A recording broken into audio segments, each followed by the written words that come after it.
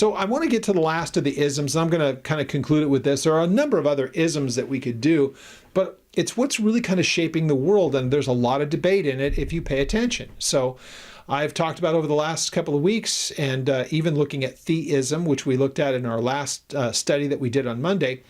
There are isms that man has, and so we looked at globalism, that every decision should take the entirety of humanity into mind, and that you also have the nationalists that say, well, it's fine, we can worry about things happening in the world and we should be compassionate and do all that, but are we taking care of the needs of the people who are here first and foremost? So that's priority. Do we take care of what's happening here? And again, you can find perversions of all of these things, extremes, things that say that they're one thing, but they actually react in a different way. So we looked at theisms, the idea that God should govern. Now, godly people, there's an element within Christianity that believes, well, godly people would be better at governing, but they shouldn't impose that we're supposed to do one thing or another by legislation. You've got to make it a Christian country. Those are called Christian nationalists, and they're nuts. First of all, it'll never happen in this country. That the government was structured in such a way that it could never exist like that. And frankly, I look at the people who are advocating for it, and I wouldn't want them running anything. So that, as far as I'm concerned, I don't want to see a Christian nationalists group of people run the country. Would I like to see Christians more involved in the day-to-day running of government like it used to be back in the day? Sure, I'd love to see that, but my hope's not in this government or in this world anyway. So when it comes to Christian theism and the idea that it should run governments, well, God didn't call us to do that. That's not what God's called the church to do. And if the church ever got involved in that kind of stuff, they'd goof it up. So those theisms, the one that we did look at is when you have a theism that does believe that it is supposed to not only exist, but it is to subjugate the entirety of the earth. That's what you have with Islam. That's a different theism than even the ones that are the Christian theists, because it is like you convert or you die. That's a whole different theism altogether.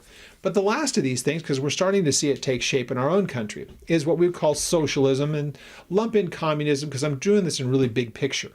So we're seeing it in our own country. It's being discussed openly. And so we can look in places like in our own country, in Seattle and in New York, you have people who are absolutely 100% more than happy to tell you this is what they believe, that the government should be the final authority, and it should have a great deal of power over the individual. And they've been doing this, they've been chipping away at this incrementally. But in my lifetime, we're seeing stuff that we've never seen before.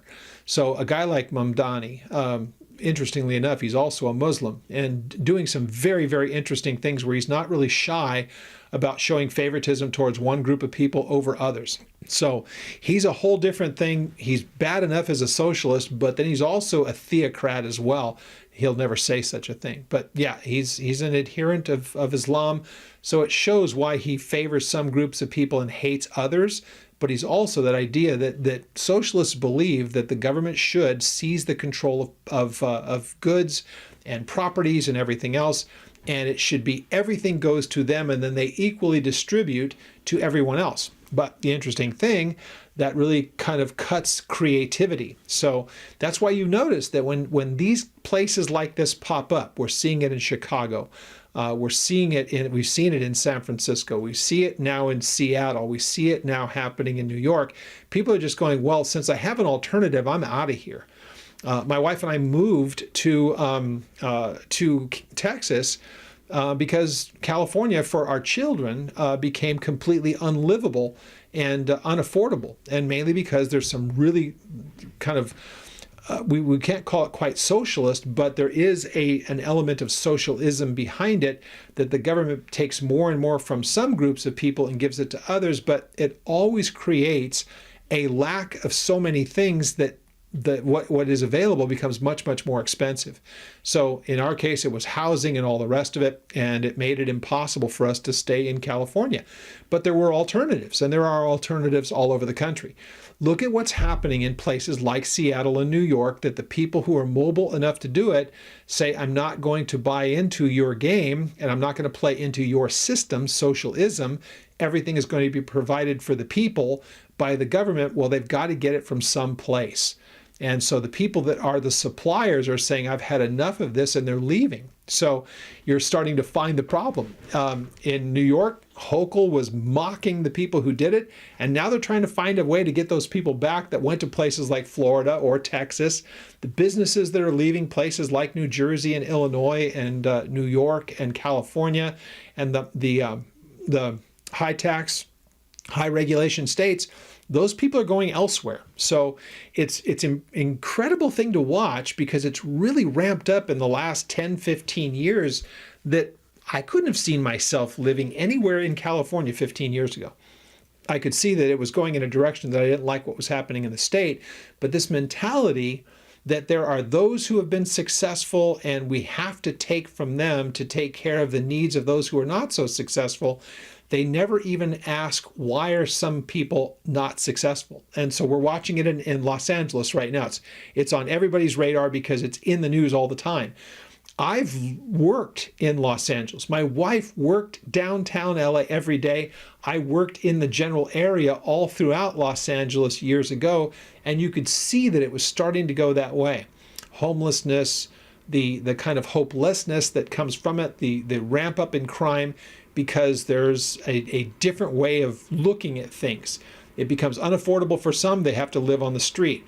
The people that are living on the street, they make lots of excuses for that, and they promise more and more aid, and they make problems worse. So we're seeing it all over the place. But let's face it, the person that's running, there are some people that are running there for mayor, and the one who's really goofed things up that's currently there, Karen Bass, the person that wants to one of the people that wants to take her job is the Congress, not Congress, she's a city councilman, her last name is Rahman, is worse than she is and believes in all of the same things that we're seeing in New York and we're seeing in Seattle and places like that. So all of it to say this: the idea that the individual is not responsible for themselves, but the individual of means has to have their means taken and given to someone else is the heart of socialism. It's failed everywhere where it's ever been tried.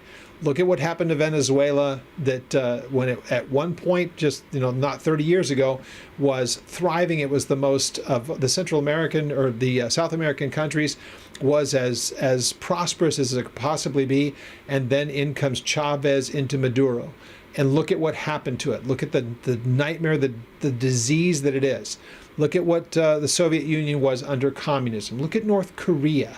Look at Cuba. Look at all these places where the marginalizing of the haves and the have-nots, other than the government people, they always have, but they made one group of people, pitted one group of people against another.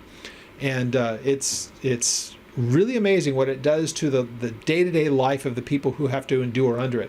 But I bring this up because it's happening all around us, and maybe we haven't been able to put our finger on the different isms and how they interact. Let's face it, socialism is much more like the globalist than it is like the nationalist. And interestingly enough, though, with all of what we've heard, the Nazis were referred to as the National Socialist Party.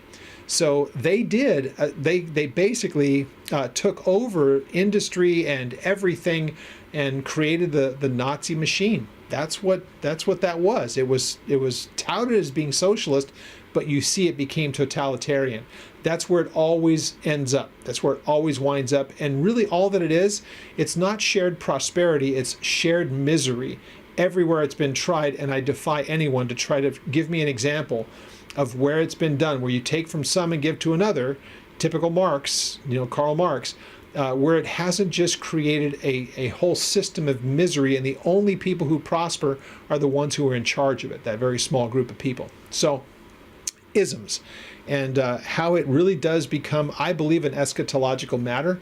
I have no doubt that that when the Antichrist shows up, he will have, and those who are around him and the mechanisms that he's able to put in place are going to probably have a very socialist, very globalist kind of look. It's for the good of humanity, it's for the good of mankind, until it no longer is, and he doesn't have to put up the pretense, because it seems very peaceful at the beginning. When we read all the texts about it, it seems like we're watching it all start to take place. It sounds great on paper until you try to implement it, and then you find out what an incredible trap it is. So we'll pick up with Matthew next week as we go to chapter 19. Join us for the study through Isaiah as we're going through that on Mondays. We're at chapter 34 next Monday, and we're going to start a different thing of apologetics as we start to move our way through it. So once again, if you have any questions on anything that I've shared, I'd love to hear from you. You're welcome to contact me through the ministry's website, oldpaththeology.net, and I hope to hear from you.